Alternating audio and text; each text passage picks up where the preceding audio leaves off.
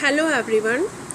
Today we will discuss chapter 1 environment in its totality from geography for class 7th. What is environment? Everything that exists around us in human, biological and physical form. जो भी हमें अपने आसपास दिखता है, चाहे वो human है या बायोलॉजिकल है या फिजिकल है, मीन्स जो चीज़ें सांस लेती हैं या सांस नहीं लेती हैं, भौतिक चीज़ें हैं, चलती फिरती चीज़ें हैं, वो सभी ही एनवायरनमेंट में इंक्लूड होता है. Component of environment we can see here natural environment. what is this? water, air, land, living things. ये जो नेचर ने हमको दिया है वो नेचुरल एनवायरनमेंट है. एंड ह्यूमन मेड, जो इंसान ने खुद बनाया है, buildings, parks, bridge, roads, industries, monuments, ये सब ह्यूमन एनवायरनमेंट है. There are two type of environment, natural environment and human environment. Natural environment is made up of two kinds of components. Natural environment भी two type का होता है, non living और abiotic, living और biotic component. Look the picture. Biotic living things, plants, animals, fungus, bacteria, ये सब क्या हैं? लिविंग थिंग्स हैं जो कि बायोटिक एनवायरनमेंट में आती हैं. अबायोटिक में non living things means water, soil, light, minerals, air, ये है नॉन लिविंग थिंग्स जो कि नेचुरल एनवायरनमेंट के टू कंपोनेंट्स हैं, biotic and abiotic. Next is human environment. The environment created by man for his better existence and growth is known as human environment. जो human ने अपने better के लिए बनाया है, अपनी सुविधाओं के लिए बनाया है, इसमें इंक्लूड है हिज सेटलमेंट, उसका रहन सहन, मीन्स ऑफ ट्रांसपोर्टेशन, यातायात के साधन, एंड कम्युनिकेशन, जो संचार के साधन है जिससे वो एक दूसरे से कनेक्ट रह सकता है, and the development of all other facilities. ये जितनी भी फैसिलिटीज़ डेवलप की हैं ह्यूमन ने, वो ह्यूमन एनवायरनमेंट के अंतर्गत आती हैं.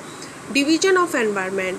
Broadly we can divide the environment into four sphere: the atmosphere, the lithosphere, the hydrosphere and the biosphere. Look the picture. Lithosphere is a land area. Atmosphere is the air. जितना भी air का area है वो सब क्या है? Atmosphere. Hydrosphere means water. जितना भी अर्थ पर वाटर है वो सब हाइड्रोस्फेयर है. इन तीनों से मिलकर बना है जिसमें हम रहते हैं biosphere. Atmosphere. The earth is a unique planet. ये तो सभी को पता है क्योंकि अर्थ पर लाइफ पॉसिबल है, इसलिए अर्थ एक यूनिक प्लेनेट है. और यही यूनिक इसको बनाता है, जो लाइफ ये देती है अर्थ हमको. क्यों देती है? क्योंकि यहाँ पे एयर है, वाटर है, लैंड है. Firstly we will talk about the atmosphere. The earth is surrounded by an envelope of air which is called the atmosphere. Earth के चारों तरफ एक लिफाफा है, किसका? एयर का, जिसको हम एटमॉस्फेयर कहते हैं. The atmosphere is very useful to living beings on the earth. Lithosphere, the solid crust. Crust means जिस पर हम चलते हैं, वो वाली जो लैंड होती है, crust बोलते हैं उसको, सबसे ऊपर वाली लैंड अर्थ की. Of rocks forming the surface of the earth is called the lithosphere. ये सब मिलकर जितनी भी लैंड एरिया है ये सब है lithosphere. Hydrosphere. The hydrosphere is a part of the earth's surface covered with water more than 70% of the earth. आप सभी को पता है कि हमारी अर्थ पर लैंड कम और वाटर ज़्यादा है.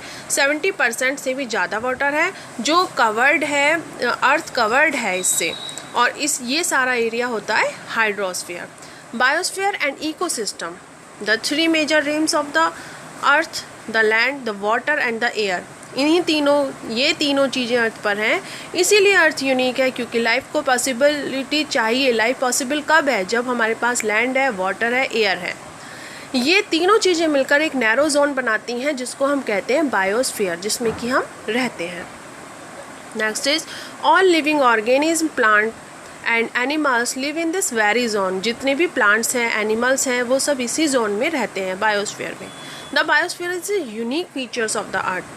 Our Earth is the only planet in the solar system where atmospheric and living conditions are suitable for life. All planets, animals and human beings depend on their immediate surrounding. जितने भी plants हैं, animals हैं, वो सब एक दूसरे पर immediate surrounding, एक दूसरे के चारों तरफ है और एक दूसरे पर इंटरडिपेंडेंट हैं.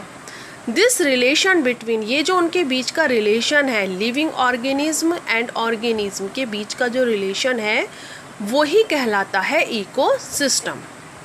लिविंग मीन्स ह्यूमन है, मान लीजिए हम लोग हैं, हम भी ऑर्गेनिज्म पर यानी कि नॉन लिविंग थिंग्स पर हम लोग डिपेंड होते हैं। क्यों? क्योंकि नॉन लिविंग थिंग्स बहुत सारी हैं जो हमारे घरों में है, मेज है, कुर्सी है, चेयर है, और ये सब लकड़ी की सामान है, लोहे के सामान है, कितनी सारी चीज़ें हैं नॉन लिविंग, लेकिन हम इन पर डिपेंड हैं। हमारा घर बना हुआ है ईंट से और पेड़ों से कट कट के, लकड़ियों से दरवाजे बने हुए हैं, तो ये हम सब भी इन पर डिपेंड हैं। और अगर हम नहीं हैं तो फिर इन सब का भी यूज़ क्या है? तो हम दोनों आपस में इंटरडिपेंडेंट होते हैं, living organism and organism. Environment keeps on changing with time, environment time के साथ चेंज होता रहता है। Environment is different at different time, अलग समय पर अलग होता है। It does not remain stable, ये कभी स्टेबल नहीं होता। इट कीप्स ऑन चेंजिंग, ये चेंज होता रहता है। The rate of change can be fast, कभी फास्ट हो सकता है, कभी स्लो हो सकता है। ये इसके चेंज करने वाले फैक्टर्स पर डिपेंड करता है। Human beings interact with environment and modify it according to their need. Human beings, human जो है अब एनवायरनमेंट को मॉडिफाई करता रहता है अपनी ज़रूरतों के according. Early humans adopted themself to the natural surrounding, early human जो था वो नेचर पर डिपेंड था। विथ टाइम, समय के साथ, need grow and become more varied, आवश्यकता बढ़ी और बहुत सारी वैरायटी स्टार्ट हुई, बनी। Man has learn to grow crops, इंसान ने फसलों को उगाना शुरू किया। डोमेस्टिकेट एनिमल्स, जानवरों को पालना शुरू किया। And have started living a settled life, और एक सेटल्ड लाइफ को जीना शुरू किया। क्योंकि पहले हमने 6th क्लास में पढ़ा है कि मैन क्या था? हंटर गैदरर था, शिकार करता था, अपना खाना इकट्ठा करता था, जहाँ उसको शिकार मिलता था वहीं चला जाता था, बहुत दूर निकल जाता था, कहीं भी रह लेता था, सो लेता था, खा लेता था। But now man has have start living a settled life. The wheel was invented, wheel का आविष्कार हुआ, ये भी पहले पढ़ चुके हैं। फूड वॉज प्रोड्यूस, खाना कैसे प्रोड्यूस्ड हुआ, फूड कैसे, क्रॉप्स कैसे उगाई इंसान ने, बार्टर सिस्टम, चीज़ों के बदले चीज़ों का लेन देन, ट्रेड स्टार्ट, व्यापार कैसे शुरू हुआ, एंड कॉमर्स डेवलप हुआ। इंडस्ट्रीज़ बनी, लार्ज स्केल पे प्रोडक्शन होने लगा। जो इंसान करते थे हाथों से उसमें बहुत ज़्यादा वक्त लगता था, लेकिन अब इंडस्ट्रीज़ से बहुत ज़्यादा स्केल पर प्रोडक्शन होने लगा, सामान बनने लगा। ट्रांसपोर्टेशन बिकम फास्टर, एक जगह से दूसरे जगह जाने का जो साधन था वो फास्ट हो गया। Information revolution made communication easier and speedy across the world. पहले हमें किसी को इन्फॉर्मेशन देनी होती थी तो या तो कबूतर जाता था या फिर कोई घोड़े पर व्यक्ति बैठकर जाता था, तो उसमें बहुत टाइम लगता था। बट अभी कम्युनिकेशन बहुत ईजी हो गया है। But all this has home at the cost of the environment, लेकिन ये सारी चीज़ें जो हमें मिलती हैं इसकी कॉस्ट किसको चुकानी पड़ रही है? एनवायरनमेंट को। And human activities have disturb the natural balance, और ह्यूमन की जो ये एक्टिविटीज़ हैं वो नेचुरल बैलेंस को डिस्टर्ब कर रही हैं। Human activities have led to the pollution of the environment, जिसकी वजह से पॉल्यूशन बढ़ रहा है। And a reduction in the amount of land available for other animals and plants, और जो लैंड दूसरे एनिमल्स और प्लांट्स के लिए थी वो क्या हो गई है? वो कम होती जा रही है। Which makes it difficult for some species to survive, कुछ जातियों प्रजातियों के लिए ये बहुत ही कठिन समय होगा, क्योंकि उनको वो लैंड ही नहीं मिलेगी तो वो कैसे सर्वाइव करेंगे। Deforestation, human have been cutting down trees for thousand of years, हजारों सालों से इंसान जो है वो पेड़ों को काटता आ रहा है। The process is called deforestation, इसी को कहते हैं हम deforestation.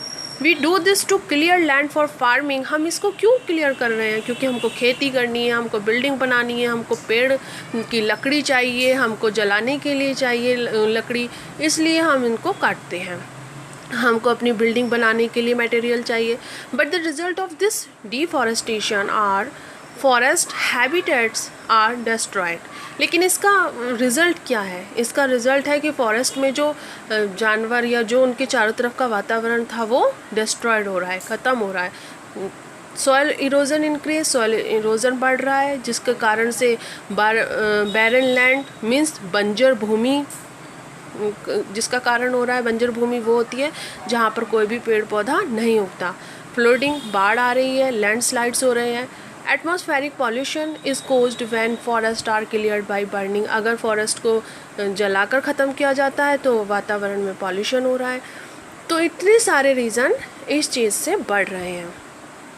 Loss of biodiversity, biodiversity का लॉस हो रहा है। What is biodiversity?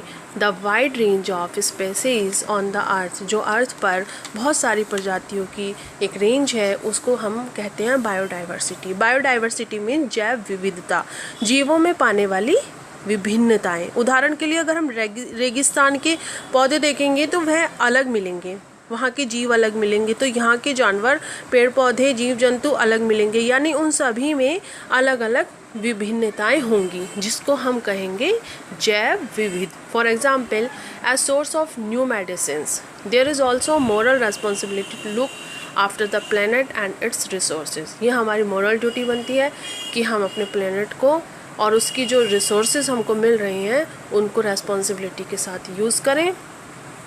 Sustainable development means improving our quality of life without damaging the quality of life of future generation।